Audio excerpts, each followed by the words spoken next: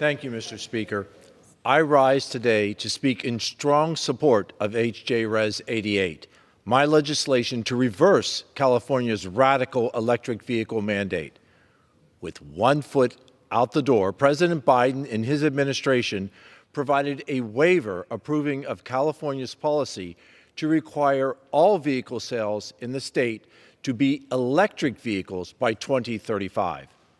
What makes this policy even more dangerous is that 17 other states, making up 40% of the American auto market, are set to adopt these regulations, including my home state of Pennsylvania.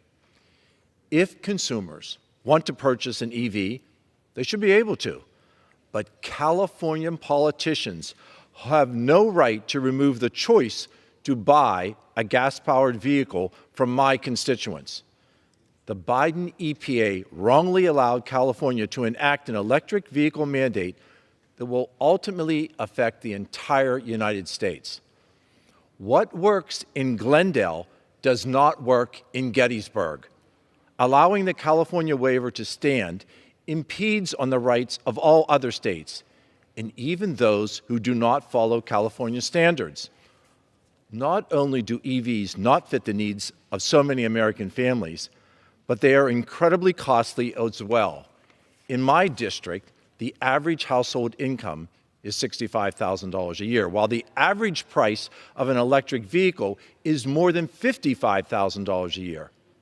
Prices in the used car market will also surge as dealers will have not the gas-powered vehicles to sell because of the inventory of unsellable EVs. My constituents simply cannot afford this ridiculous regulation and should not be forced to purchase entirely unaffordable vehicles that do not meet their needs. Our economy was built on an open market and the freedom of consumer choice. Congress cannot allow California to continue its abuse of its standing in the Clean Air Act to limit consumer freedom. It's time that we overturn this dangerous rule. I urge my colleagues to pass this legislation to protect our auto industry, to protect our auto workers, and most important, to protect the freedoms of all of America. Thank you, and I yield.